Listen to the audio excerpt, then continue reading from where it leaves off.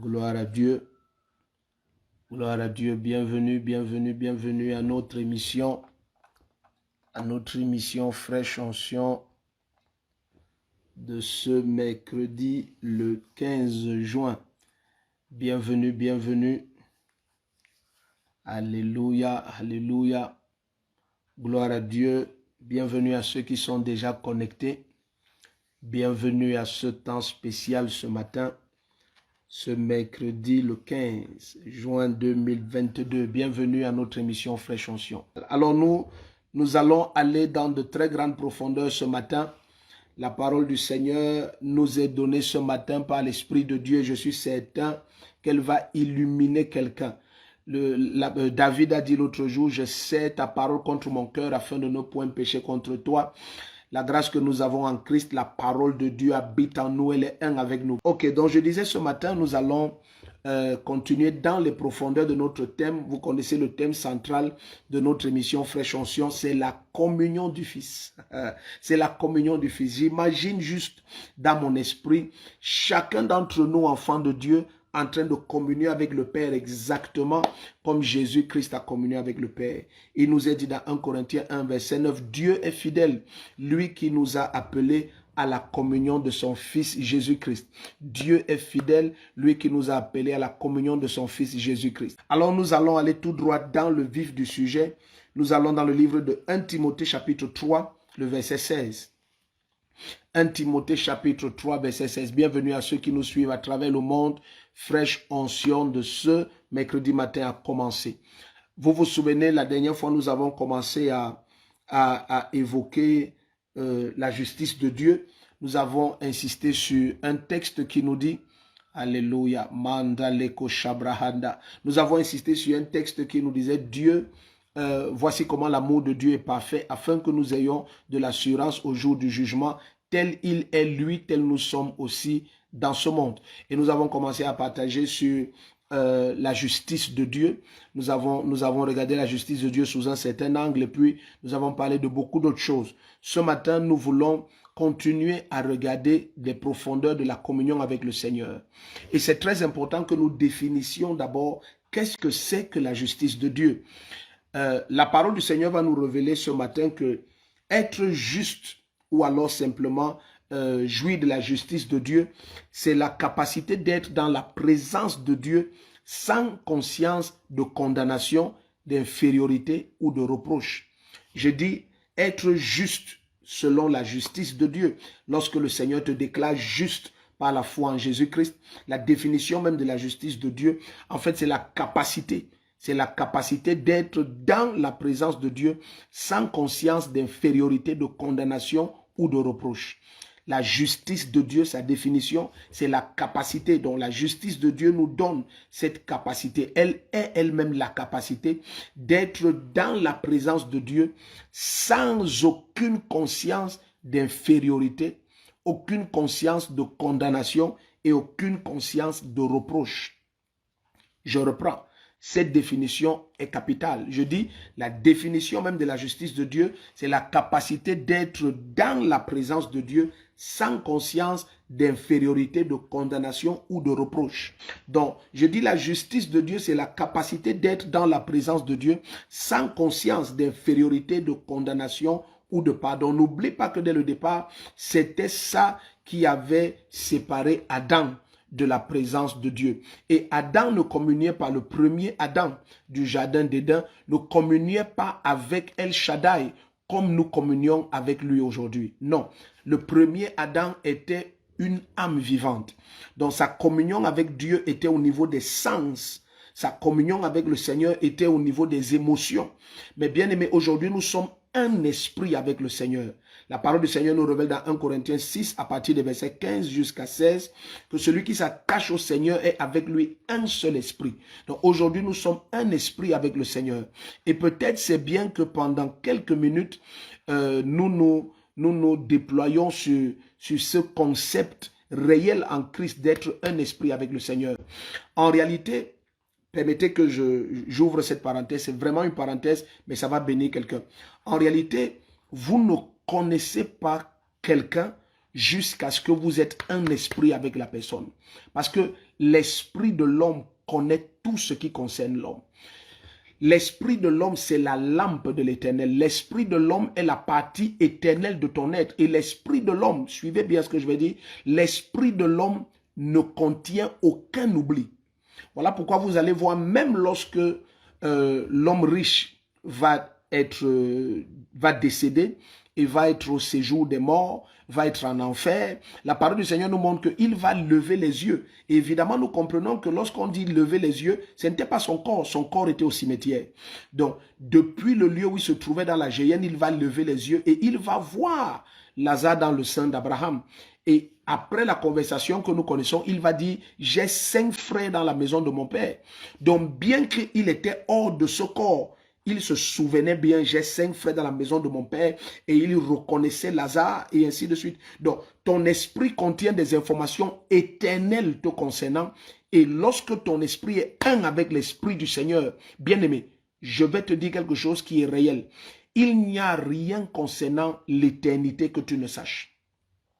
Maintenant, où est donc l'importance de la communion? La communion avec le Seigneur est le lieu où le Seigneur active tout cela. Est le lieu où le Saint-Esprit active tout cela.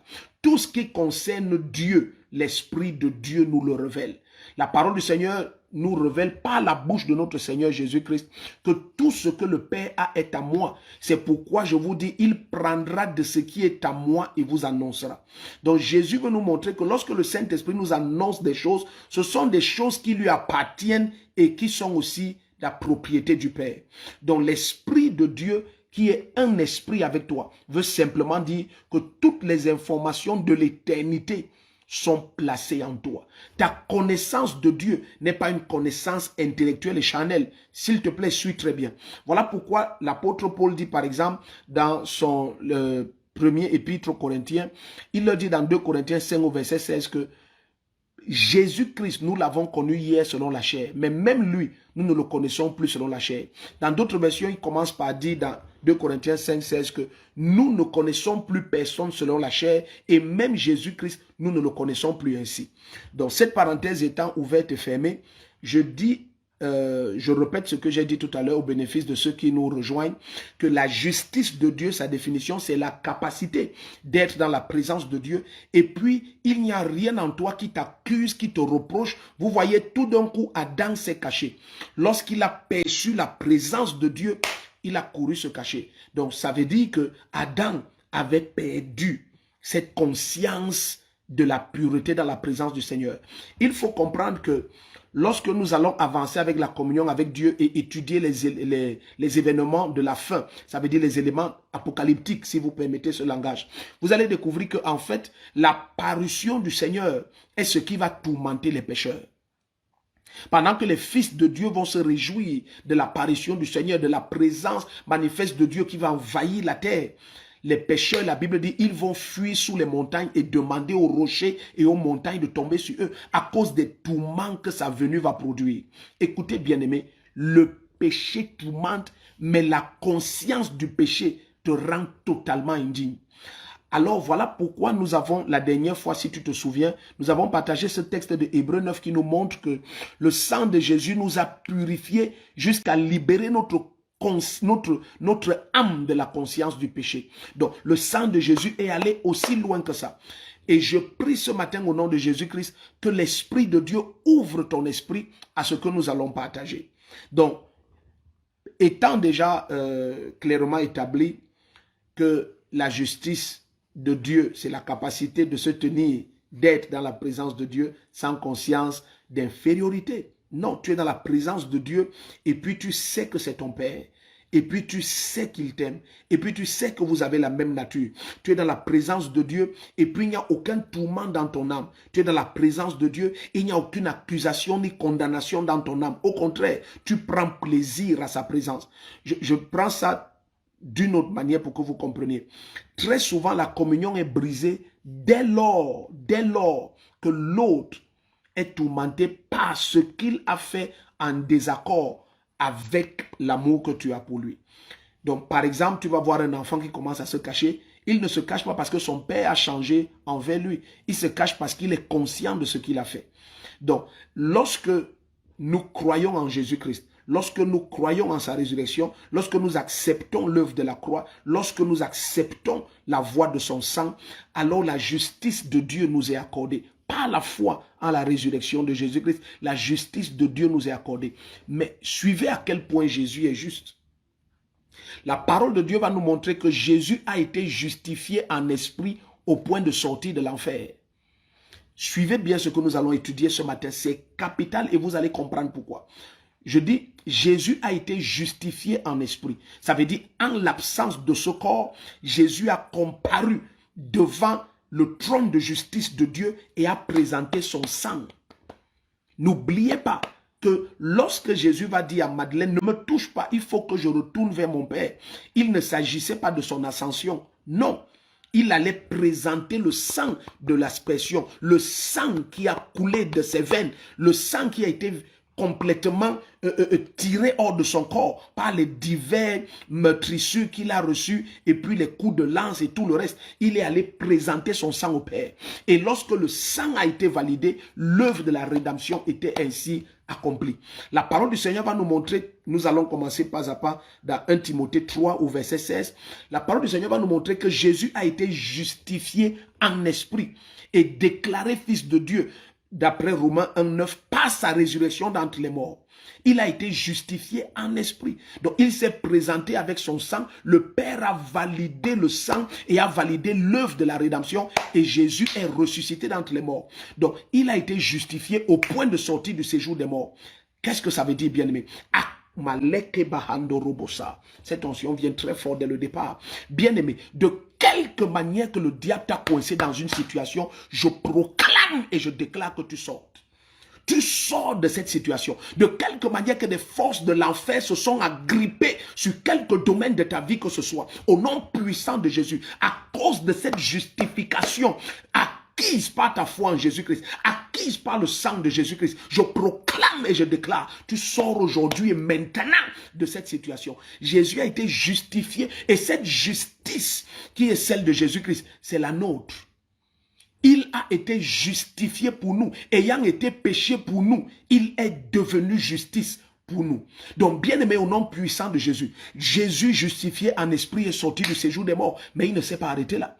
Cette justification de Jésus-Christ en esprit l'a fait, un, sortir du séjour des morts et deux, monter corporellement jusqu'à la droite de Dieu le Père. Écoute, de quelque manière que des forces et des puissances ont maintenu quelques dimensions et niveaux de ta vie que ce soit dans le rabaissement, je proclame et je déclare ton élévation ce matin. Je commande ton élévation au nom puissant de Jésus-Christ. À cause de ta justification, Satan n'a aucun droit légal sur aucun domaine de ta vie. Tu es proclamé juste. Et je veux que pendant qu'on avance, que tu comprennes très bien de quoi il est question. Allons dans 1 Timothée 3, verset 16. Aïe, aïe, aïe, aïe, aïe, aïe. Oh, fraîche onction ce matin. Allons dans 1 Timothée chapitre 3, verset 16. 1 Timothée chapitre 3, le verset 16. Fraîche onction de ce mercredi a commencé déjà. Alors partage le lien de ce direct dans tous tes statuts, partage à tous tes amis, envoie au maximum de personnes. S'il te plaît, bien-aimé, partage ce direct dans tous les groupes. Laisse que la terre entière soit atteinte ce matin. Et pourquoi c'est si important? Bien-aimé, c'est la compréhension de la justice de Dieu qui définit la maturité spirituelle d'un chrétien. Je reprends, c'est la compréhension de la justice de Dieu en Christ. Parce qu'il y a une justice dans la loi. Et la justice de la loi était impossible d'être atteinte. Et Dieu l'avait fait exprès. Dieu va dire par le prophète Ézéchiel, c'est moi qui vous ai donné des lois, des ordonnances et des préceptes que vous ne pouviez pratiquer.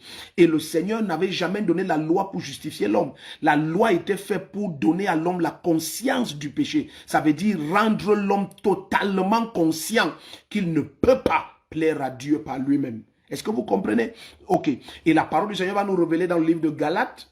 On va peut-être aller plus loin au fur et à mesure dans cette émission et étudier tout cela.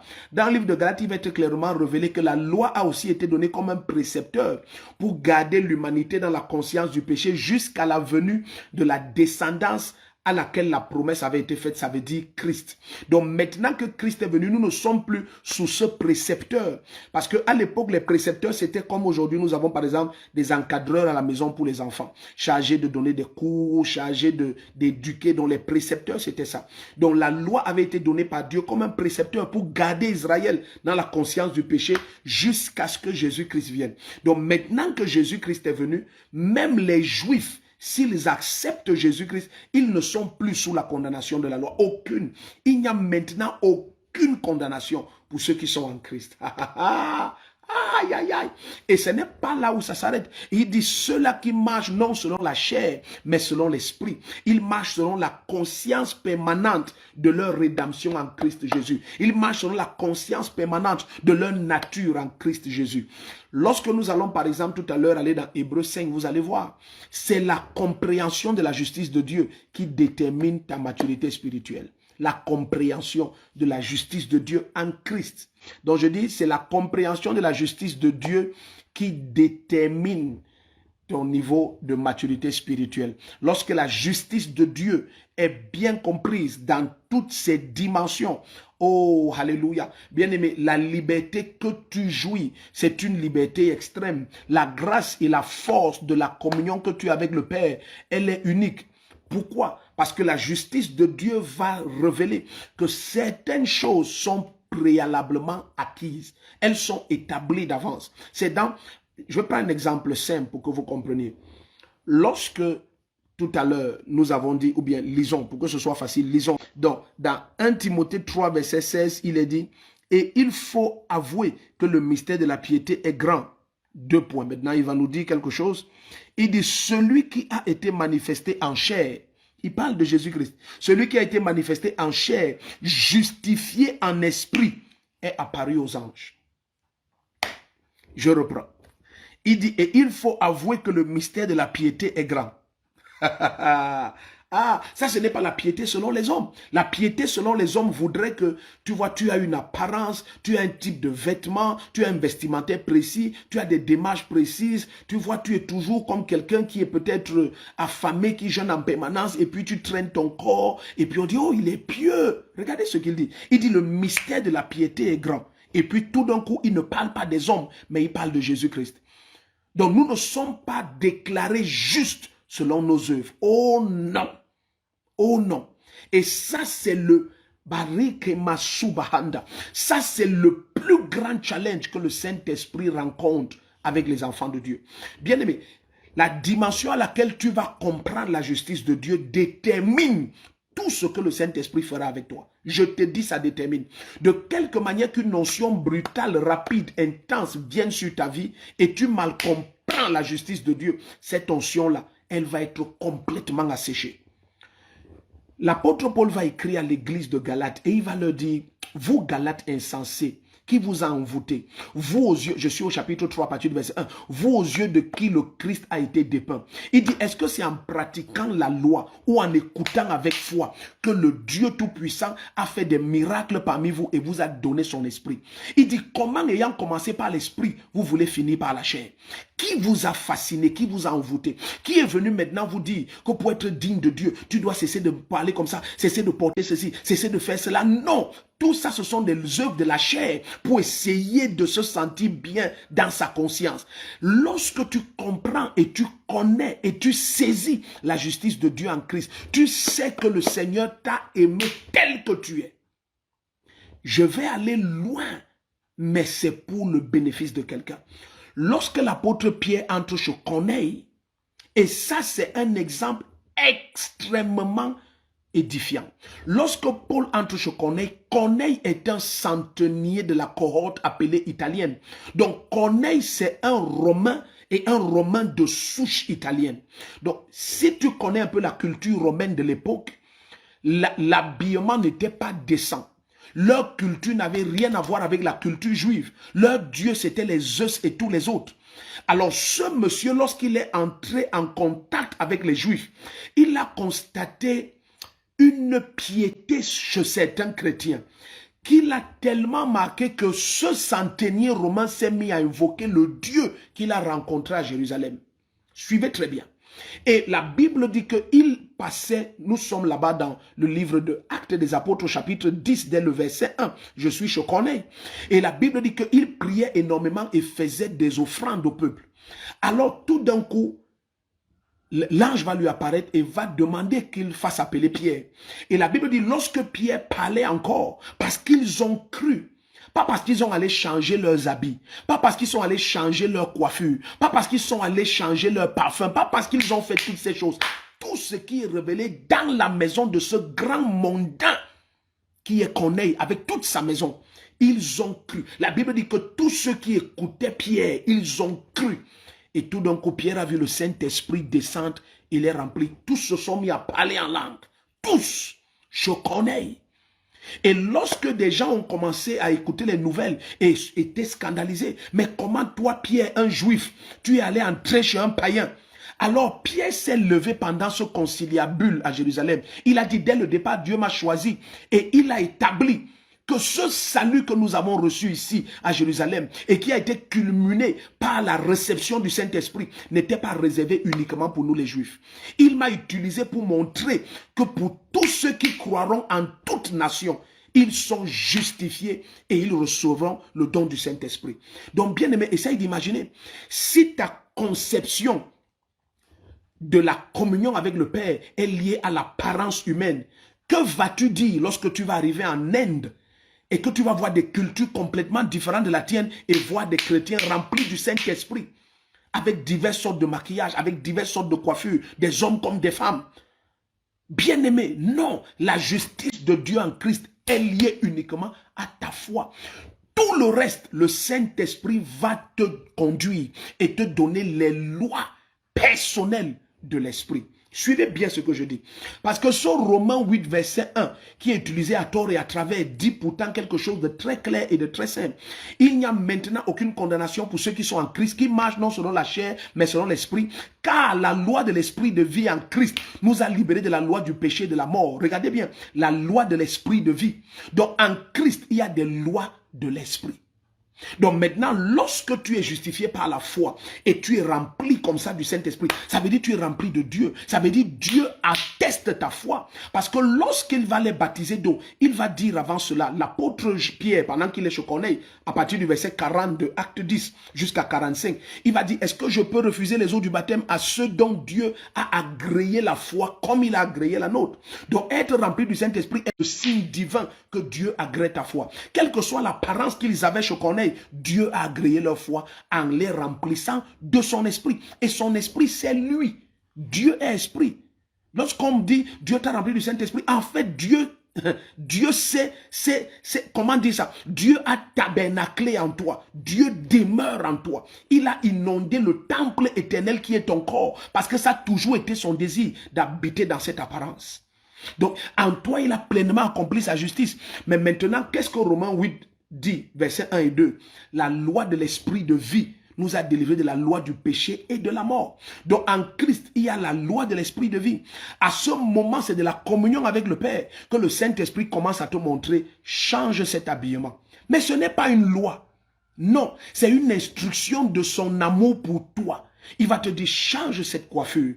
Il va te dire, change. Voilà pourquoi... Écoutez bien aimé, voilà pourquoi des gens comme Jérémie le prophète disaient que le temps vient dans le livre de Jérémie 34 où nul n'enseignera son frère, tous seront enseignés de moi.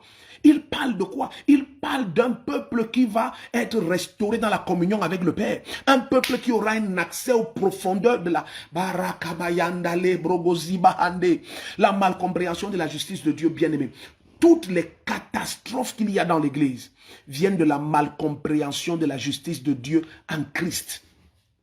Lorsqu'on n'a pas bien saisi, on n'a pas saisi les dispensations, on n'a pas saisi la dispensation de la loi, la dispensation éternelle avec Abraham. Bien aimé, lorsque El Shaddai se révèle à Abraham, Abraham n'est pas un juif. Dans tous les cas, juif n'existe pas. Juif, hébreu veut dire ceux de l'autre côté. C'est lorsqu'il traverse la Mésopotamie qu'il vient de ce côté. Quand je veux dire de ce côté, ça veut dire il quittait sûrement du côté de l'Inde et du Pakistan. C'est là où il vient de ce côté qui plus tard est connu comme la Palestine. Donc c'est à partir du moment qu'on parle des Hébreux, celui qui vient de l'autre côté. Mais il ne ressemblait en rien à tout ce que la loi dit. La loi est donnée 430 ans plus tard. Mais Abraham communiait déjà avec El Shaddai. Il communiait avec El Shaddai. Et il a eu avec El Shaddai une alliance éternelle en vertu de laquelle sa descendance, qui d'après Galates 3, verset 16, c'est Christ. Et au verset 29 de Galates 3, si nous sommes en Christ, nous sommes cette descendance d'Abraham, héritiers selon la promesse.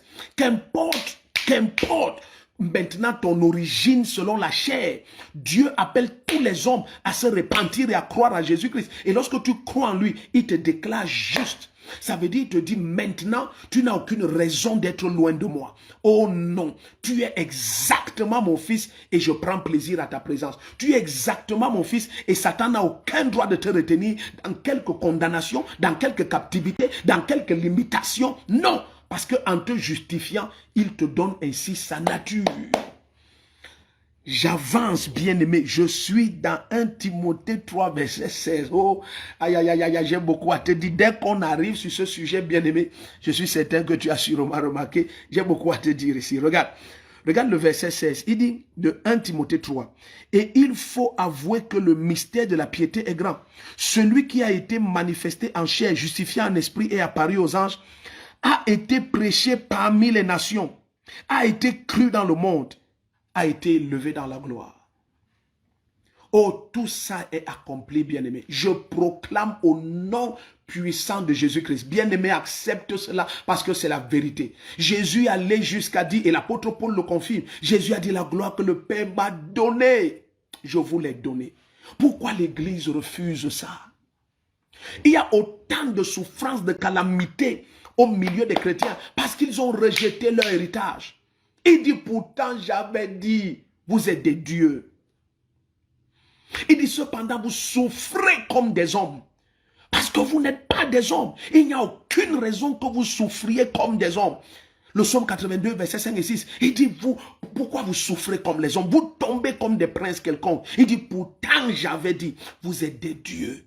Mais regarde comment c'est dur que les mentalités changent dans l'église et qu'ils acceptent cela. Mais c'est la même chose, ça a toujours été comme ça. Lorsqu'ils sont sortis d'Égypte et Moïse leur a parlé de Canaan, c'était difficile qu'ils acceptent. Lorsque Jésus se réfère au serpent des reins que Moïse lève au désert dans le livre de Nombres et que Jésus dit dans Jean 3 de même que le serpent a été élevé par Moïse et quiconque regardait au serpent était sauvé de la morsure des serpents, de même le Fils de l'homme sera élevé afin que quiconque croit en lui ne périsse point et qu'il ait la vie éternelle. Écoute, de la même manière que c'était difficile pour les Juifs à l'époque de lever les yeux, regarder le serpent et qu'ils soient sauvés de la morsure du serpent, c'est la même chose aujourd'hui. Ça paraît tellement simple à des cœurs tellement compliqués qu'ils ont l'impression qu'il faut ajouter quelque chose. Mais ils se disent, non mais attends, s'il suffit de croire à Jésus pour que tout ça se passe. Oh non, non, moi je crois qu'il faut croire à Jésus et vraiment, tu passes quand même par un processus. Lequel? Et ce qui est terrible, c'est que aussi simple qu'il fallait lever les yeux et être sauvé, plusieurs n'ont pas levé les yeux. Je dis simple, tu tournais ta tête et tu lèves les yeux, tu regardes le serpent de bronze érigé par Moïse et tu étais sauvé des morsures de serpent. C'était tellement simple que les cœurs compliqués ont raisonné dessus. Non mais essayez d'imaginer, il y a eu des dizaines de milliers de morts, il fallait juste lever la tête. Et voilà comment des foules vont en enfer. Et voilà comment des foules souffrent à l'église aujourd'hui. Pourquoi? Parce que c'est trop simple pour des cœurs trop compliqués. Lorsqu'il fallait prendre possession de Canaan, pour eux, ça paraissait trop simple. Non, mais attends, Moïse, est-ce que tu comprends de quoi tu parles? Lorsqu'ils sont alors allés espionner à partir de Kadesh Barnea, ils sont allés espionner dans les livres de Nombre 12, là-bas quand on les envoie, ils retournent vers Nombre 14. Ah, ils ont dit que non, mais attends, ce que Moïse a dit ne va jamais arriver. Parce que ce qu'on a vu là-bas, c'est des géants, c'est des fils d'Anak. Mon Dieu, mais c'est des gens à 6 mètres de haut. Nous étions des sauterelles à leurs yeux. Ils disent, mais attends, est-ce qu'il comprend? Donc, et de quoi il est en train de parler? Il parle de forteresses dans l'âme. Ces géants sont des images de forteresses dans l'âme, sont des images de forteresses dans la pensée. Tout d'un coup, tu as comme l'impression que non, je suis trop indigne pour que quelqu'un dise que je communie avec Dieu, j'embrasse Dieu. Mais oui, c'est ce que la croix de Jésus a accompli. C'est ce que sa croix a accompli, bien-aimé. Cet évangile de la justice de Dieu en Christ, c'est ce qui détermine la maturité. Nous aimerions vous donner l'opportunité de faire de Jésus le Seigneur de votre vie. Voulez-vous bien prier avec moi? Dites, Seigneur Jésus, je me repens de mes péchés. Viens dans mon cœur. Je fais de toi mon Seigneur et Sauveur. Et merci Seigneur pour le baptême du Saint-Esprit en moi. Dans le nom de Jésus.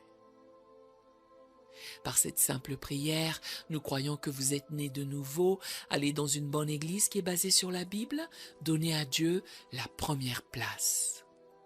Nous espérons de tout cœur que ce message vous encouragera. Si vous connaissez quelqu'un qui puisse être encouragé, s'il vous plaît, envoyez-le lui. Édifions le corps de Christ ensemble.